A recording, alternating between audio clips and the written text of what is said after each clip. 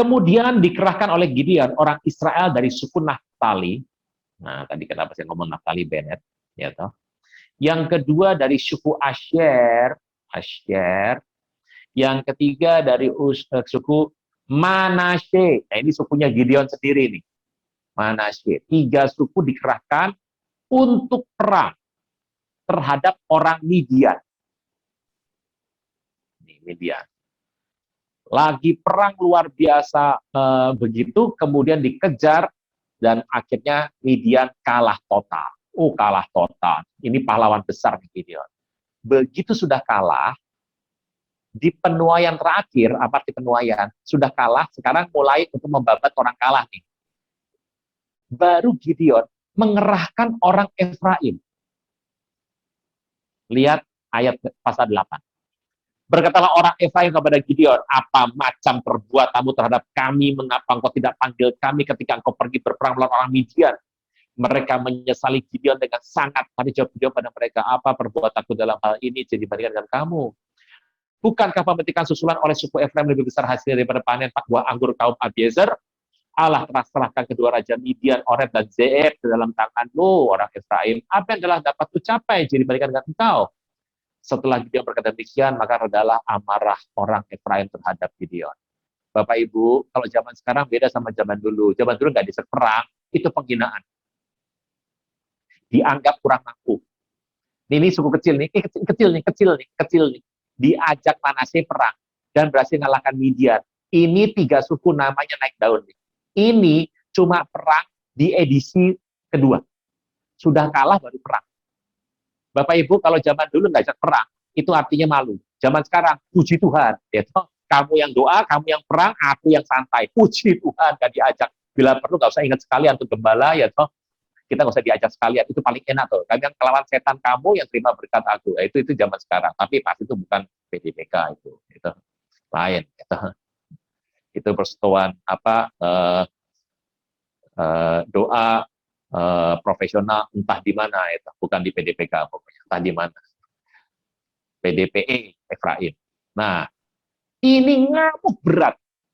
Saya mau tanya, kenapa dia marah? Kenapa Gideon nggak ajak suku Efraim? Lihat konsep yang dipakai. Dia ajak kongsi-kongsinya sendiri. Kelihatan ya, Bapak Ibu ya, di sini ya. Kenapa Gideon tidak bisa jadi orang yang adil? Ya karena dia orang minder. Dia nggak berani ngerahkan ini, si Efraim ini. Kenapa? Ya, sejak peristiwa itu, Anda harus ngerti bahwa hubungan Efraim dengan Manasye nggak begitu bagus. Dan Gideon punya kesempatan untuk menyatukan mereka, nggak dipakai sama dia. Apa yang terjadi? Akhirnya, Efraim ikut, tapi ya sudah tenang. Akhirnya mereka mengalahkan Seba Zalmunna, mereka mengalahkan Raja Midian, mereka hancurkan semuanya. Dan kita selesai, Gideon kemudian menjadi hakim di Manasye. Jadi suku Manasye ini punya hakim paling hebat namanya Gideon. Nah, yang ini yang gawat biasa toh. Setelah selesai apa yang dia buat, kita lihat ayat 27. Udah jadi raja nih, udah jadi hakim nih. Hakim ternama ini, mantep nih. Pahlawan nasional ini. Ayat ke-27, Hakim-Hakim 8. Gideon membuat efod, dia bikin baju perang. Baju perang, dari efod itu baju. Efod itu dibuat dari logam. Efod itu adalah baju yang, ini kalau orang di sini ini pakai baju perang, gitu. Pakai perang gitu, zaman dulu, ini bawa tombak. Ini bajunya inilah efod. Ini bajunya nih, gitu. Nah, baju ini dibuat oleh Gideon.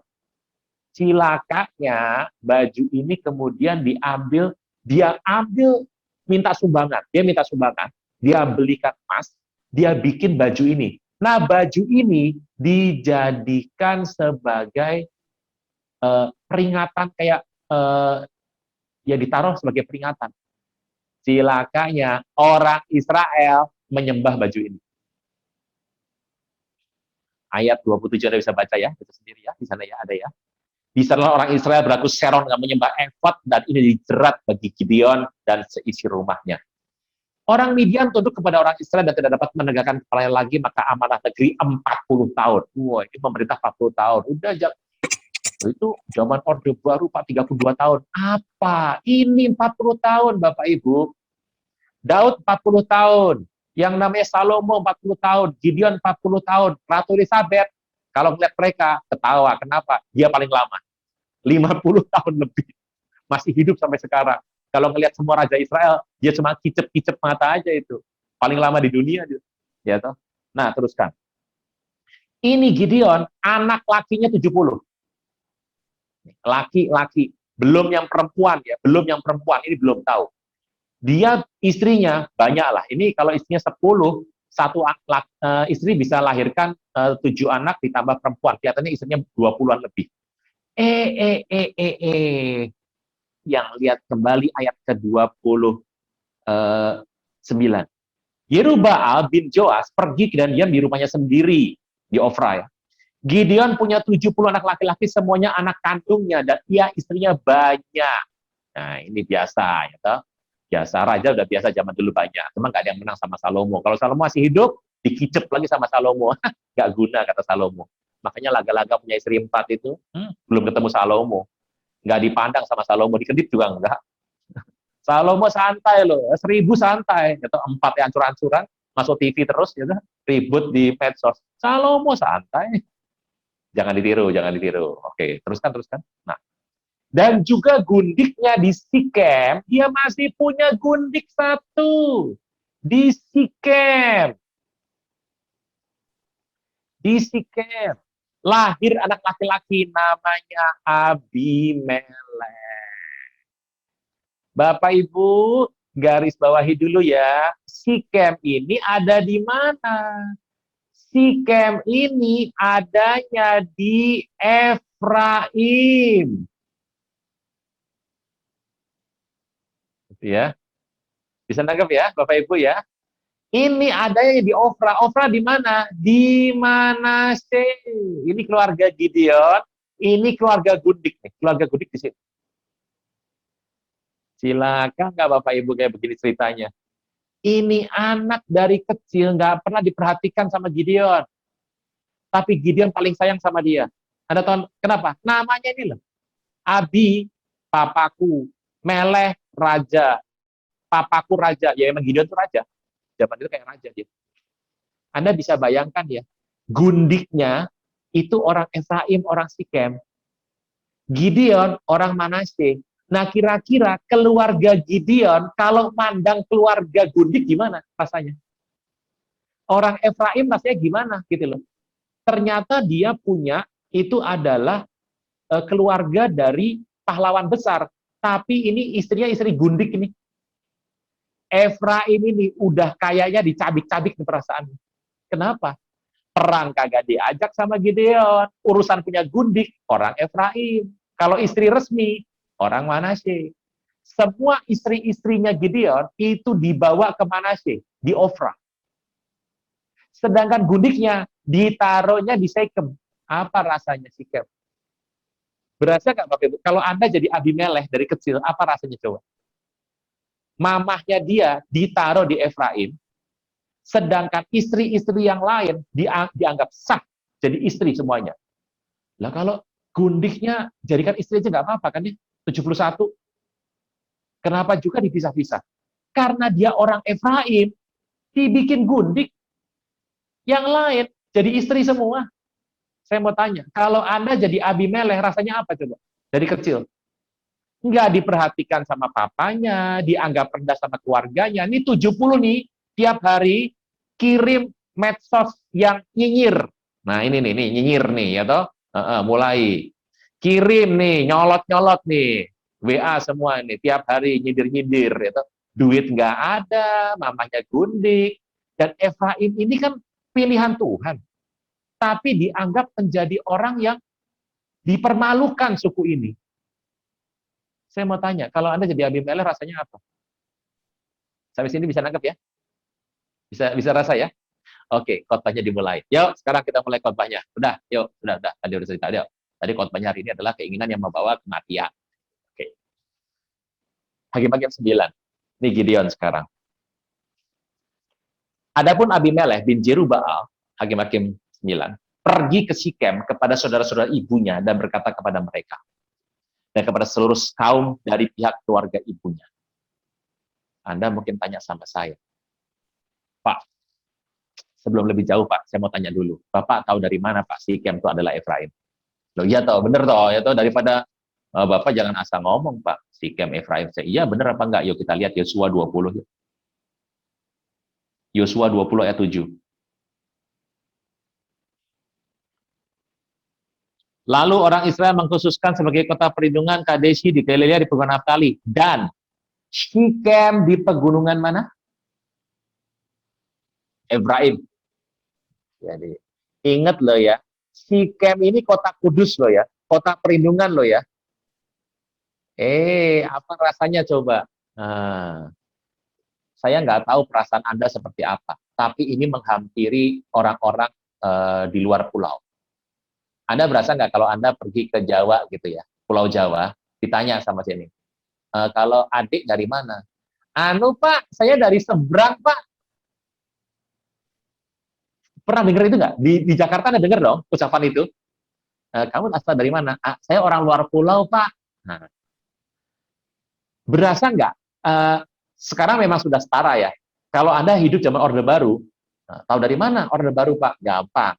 Yang kalau Anda megang HP, megang HP gini, sambil begini. Nah, ini orang Orde Baru ini. Nah, udah gitu aja, gampang. Dan kalau Anda nggak gitu, berarti anak milenial. Kalau Anda ikut P4, tahu Unyil siapa, gitu ya.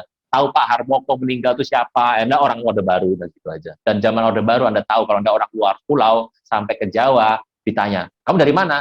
Anu Pak, saya dari seberang Pak, saya dari luar pulau Pak. Kayak ada sedikit turun sedikit. Gitu ya. Coba zaman itu, orang mana? Jakarta. Ini Jakarta, Bung. Ngerti ya? Ngerti bahasanya toh. Sekarang udah nggak berlaku. Ini kalau Anda yang ngerti, yang ketawa, ya Anda orang Orde Baru. Itu. Edisi lama. Tapi memang imannya top kalau itu. Sip, terus. Angkat banting, biasa. Terus. Tolong katakan pada seluruh kota warga Sikem, mana lebih baik bagimu? 70 orang memerintah kamu semua anak Jerubbaal, atau 1 orang, dan ingatlah aku jika darah dagingmu. Dan orang saudara ibunya mengatakan hal kepada seluruh warga Sikem, maka condonglah hati orang itu untuk mengikuti Abimelekh, sebab katanya, iya saudara kita. Sesudah itu mereka memberikan kepadanya 70 orang perak dari kuil Baal Berit, dan Abimelekh memberi perak sebagai upah kepada petualang dan orang nekat supaya ikuti dia. Ia pergi ke rumah ayahnya di Ofra di Manasye. Ia bunuh saudara-saudaranya, anak Jerubbaal, 70 orang di atas satu batu.